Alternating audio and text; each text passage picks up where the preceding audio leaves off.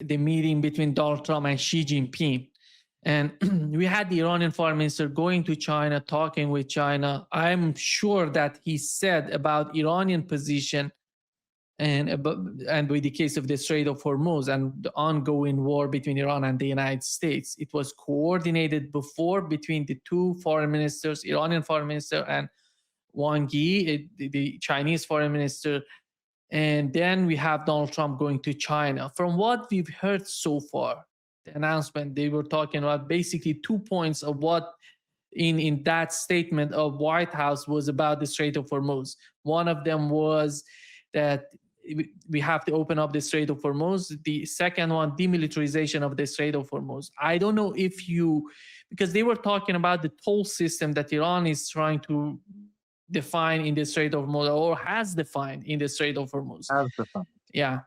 And what is your understanding of the achievements of Donald Trump in China, considering the ongoing conflict and war between Iran and the United States?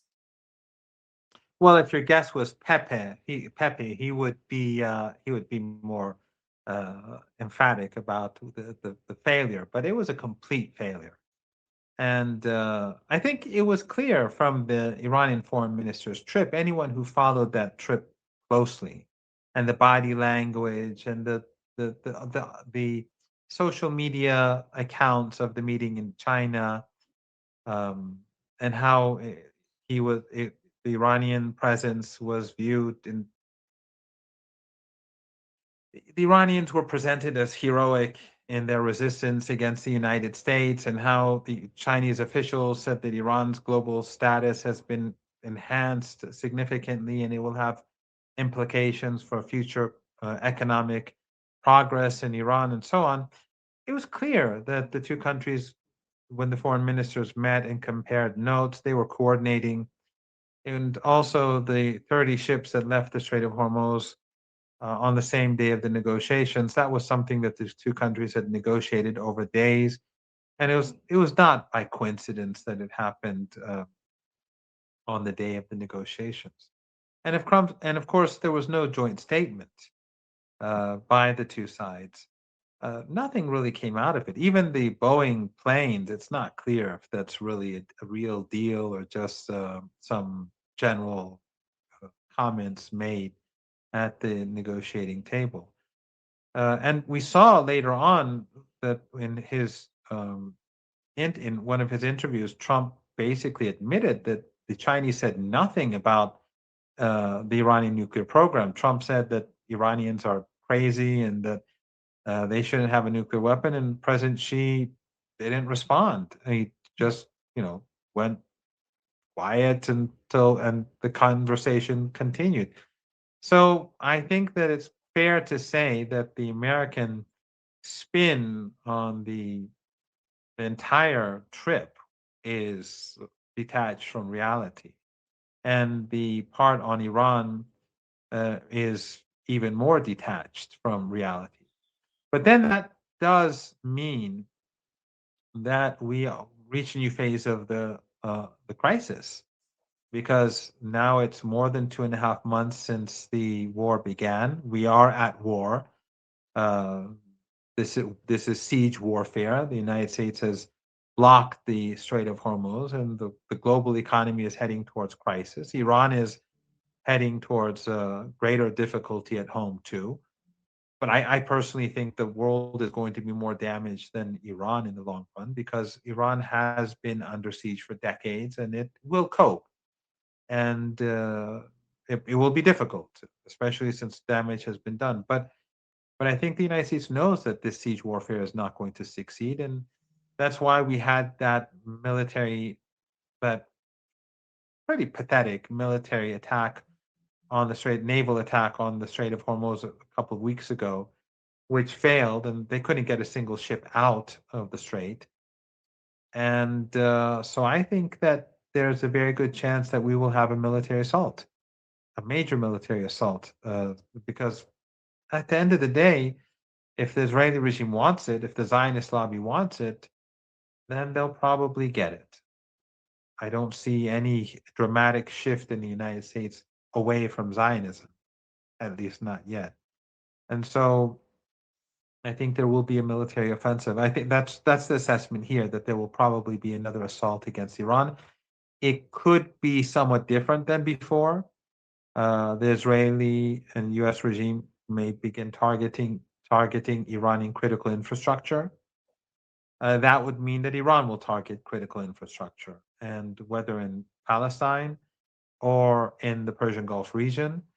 But in the Persian Gulf region, because of the extreme heat of summer, it will bring an end to those regimes. I mean, imagine the United Arab Emirates without electricity in the summer, with the humidity and the heat. I mean, no one will be able to stay, or in Kuwait, or in even the former head of Saudi intelligence, Torkel Faisal, when he wrote that article in an outlet close to the Saudi regime, uh, where he was saying that the Saudis, he was trying to distance. Saudi Arabia was distancing itself from the war, but in that article he basically said that Saudi Arabia could be destroyed if its vital infrastructure, which is all alongside the Persian Gulf, were destroyed. So if they go after Iran's critical infrastructure, it will be a defeat for the United States, because its proxies will be crushed. And it's not a war that we want. We didn't start this war. We don't want war. And remember, even though Iran was able to destroy so much in the Persian Gulf region, less than 20 people died in all these 5 countries. Iran was careful not to kill innocent people. Yet 3,400, 3,450, I don't know the exact number, Iranians were massacred, slaughtered. So we are in a dangerous place right now. And I think that every day that goes by, you've heard this from others, you know this better than I, and I've been saying it, that we're heading towards a major global recession. If this continues, it'll be a global depression. But if there is war, and that war does become vicious, and they start striking Iranian critical infrastructure, then I think a great economic depression, a global economic depression, is inevitable, and that will change everyone's lives. That is something that the world should really fear. What is your understanding of this new concept that they're talking about it in GCC countries, non-aggression pact? And how is that related? Was that communicated with Iranians about what is that? What is the basis, the foundation of that sort of concept? Is that related to that security architecture of the region? How does Iran find that? Well, it's vague. It's very vague, and it's these these countries. If they had said no to the Americans from the beginning, we wouldn't have had this war. Logistically speaking, the Americans cannot wage a war without the support of Jordan, the full support of Jordan, Saudi Arabia, the Emirates, Qatar, Bahrain, Kuwait, and uh, there would have been no war. But and now to say this is a positive step, but it's by no means enough. The Americans have to leave. Iran will no longer accept the U.S. threat on the Arabian Peninsula, and we've suffered enough as it is. We've suffered far too much. So it is a good, I would assume, a good step in the right direction, but I think there's a long way to go. I mean, non-aggression. Iran didn't launch this war. Just like, when they supported Saddam Hussein, when the United States pushed Saddam Hussein to invade Iran, uh, these countries also funded that war too. They helped kill. I think if you include the Kurdish areas where Saddam funded the terrorists and the West funded the terrorists, up to almost 200,000 people died in that war on the Iranian side. So then they began funding ISIS and Al Qaeda, and they in the last couple of decades in Syria and Iraq and elsewhere. And of course, they've been a destructive force elsewhere. In the Arab Spring, they destroyed Libya and Syria. They destroyed so much of Yemen. They carried out a genocidal war there. Of course, all under the U.S. and Israeli uh, umbrella, under the umbrella of within the framework of U.S. and Israeli interests. They helped destroy Iraq. It's interesting. They supported Saddam Hussein, gave him hundreds of billions of dollars. Then, when Saddam Hussein invaded Kuwait, after that, they turned against Saddam. And when the United States invaded, I mean, Iran never allowed U.S. troops into Iran, even to when they wanted to take back Kuwait. And then later on, after 9/11, when the United States lied about chemical weapons, the same chemical weapons that they and the Germans and the Europeans gave to him, when they lied about chemical weapons, which Saddam no longer possessed, these countries assisted the United States in invading Iraq, and Iran was opposed to the war. Iran did not assist the United States; it was utterly opposed to the war. So these regimes have no principles. They have nothing. They are proxies of the United States, and they've destroyed country after country after country. Their destructive policies um, have helped create misery in Palestine, in Lebanon, in Syria, in Iraq, in Iran, in Yemen, in Sudan, in Somalia, in Libya. Uh, I mean, it's just unbelievable how how destructive these five regimes are, and yet the arrogance of their leaders knows no bounds. So in future, they're going to have to behave differently. The Iranians are not going to allow them to be proxies for the United States against Iran or Iran's allies anymore. But still, this is a good step in the right direction. But I think there's a long way to go before we can get to where we need to get. Iran has no imperial ambitions. And anyone who says so is talking nonsense. Iran does not have a military base anywhere in the region. There's no Iranian flag and never has been in Iraq, except for at the embassy, in Syria, except for before in the embassy, in Lebanon, in Yemen, in Afghanistan. Nowhere did Iran have bases. Look at Turkey, look at the Americans, look at all of these regimes have bases across the board. Iran has none. Iran has allies that it supports, and they have popular support, because without popular support, how would Yemen survive? How would Hezbollah survive? How would Iran's friends in Palestine and allies in Palestine survive? They're supporting liberation movements against the empire. But Iran doesn't have it. When Iraq collapsed, did Iran take control over any Iraqi territory as compensation for the war? Did Iran, when in the chaos, Iran could have taken parts of Iraq and said, "This is the new Iran." The same is true with Afghanistan. What could, let's say, the Taliban do about it? Nothing. But Iran has no imperial ambitions. Um, right now people don't know this, but Iraq owes Iran many billions of dollars because Iran provides it with electricity, with natural gas and electricity.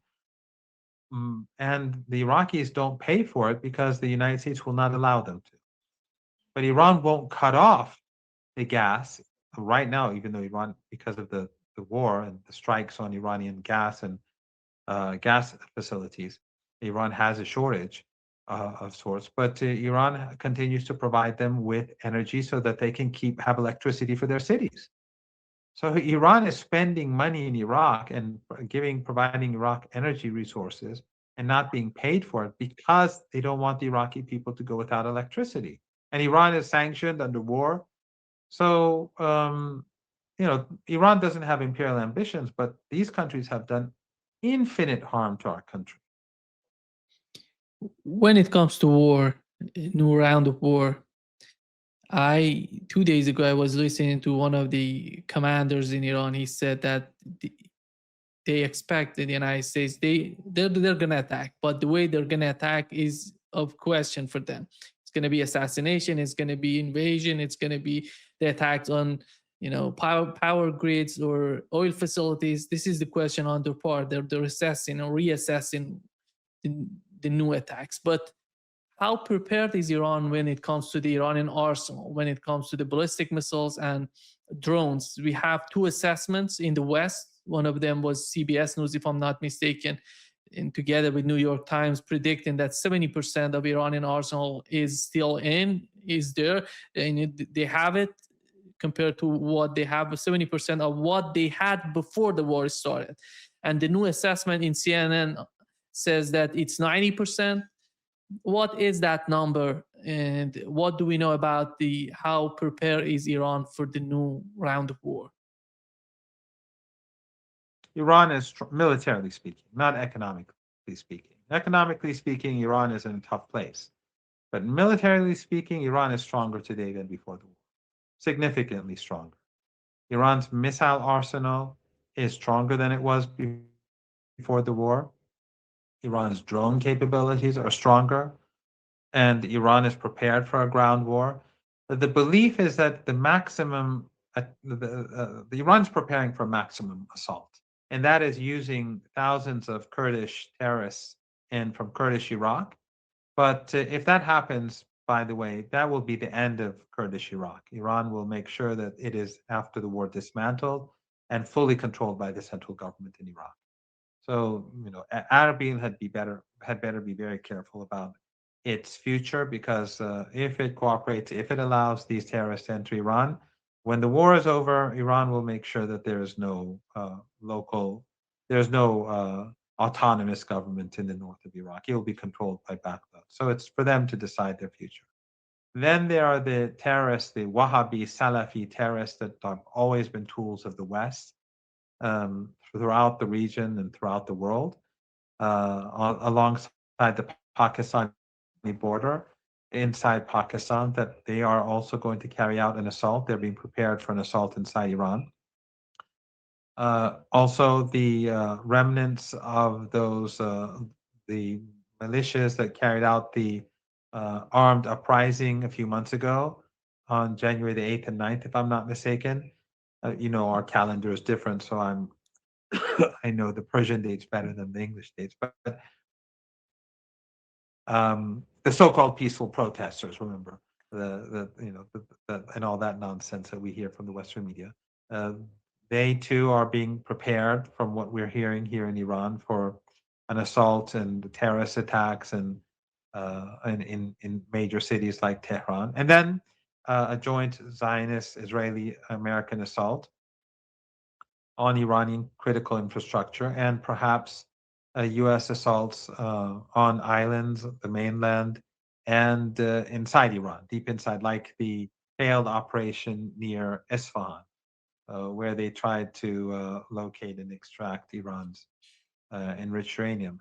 So this is the maximum, and this is what the Iranians are preparing for, an all-out assault to see if they can turn the tide and win the war. They will fail, but the Iranian response, Nima, will be devastating to the Israeli regime, devastating, far worse than the 39-day war.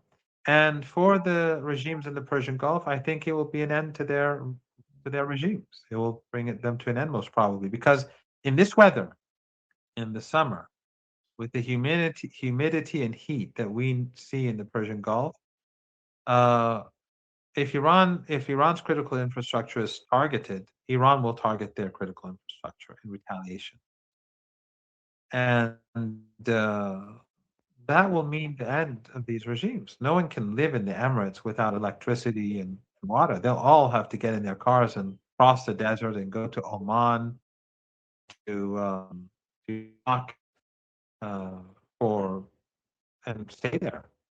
That will be the end of these regimes. It's just, you can't live there, and the American troops will also have to leave these regimes too. The heat is just will be unbearable. So the Americans are really in their obedience to the Zionist lobby and the Zionist regime, they're going to wreck these countries.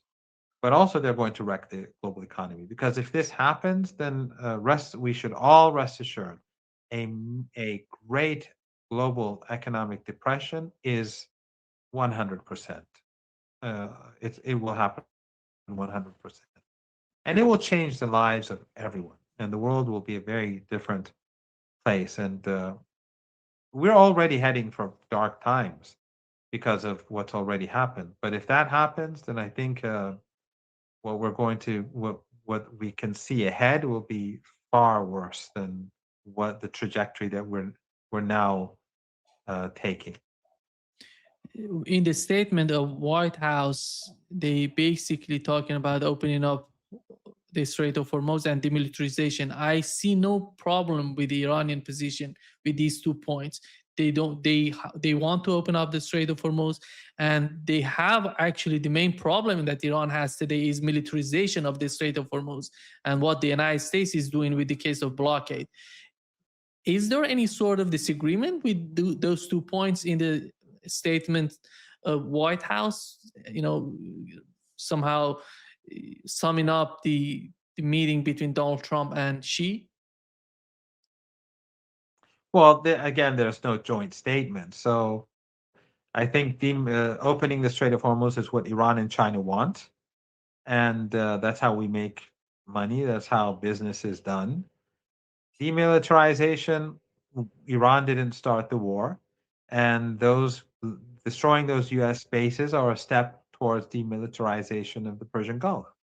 And the reason why Iran is going to control the Strait of Hormuz is not just for compensation for what these Arab regimes helped do to Iran, but also to make sure that the United States does not um, uh, make the Persian Gulf once again a military foothold for assaulting Iran.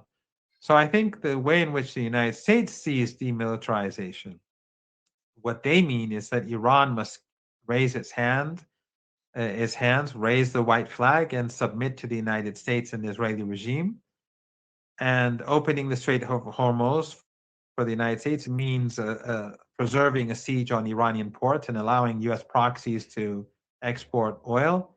That's not going to happen. And an assault on Iran is not going to change that. An assault on Iran is going to lead to the destruction of the remaining oil and gas infrastructure and critical infrastructure in the Arab regimes, and probably bring an end to those regimes. And it will lead to the destruction of many of the ships, if not all of the ships, in the Persian Gulf. It will lead to an economic crisis far worse than what we're experiencing, as I said, what we're experiencing now and what we will probably be experiencing. This is not a situation where the Americans can win, but this is a war that the Israeli regime wants. It's a war that the Israeli regime demands. It is a war that Zionists demand. And so Zionists want to destroy the global economy, that destroy the American economy, for the sake of the Israeli regime. In my opinion, this is suicidal for Zionism, because Zionism has already discredited itself and exposed itself to the world for being genocidal.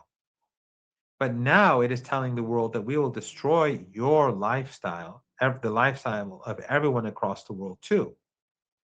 And that is something that I think will have an even greater impact uh, on perceptions of Zionism across the world and in the United States.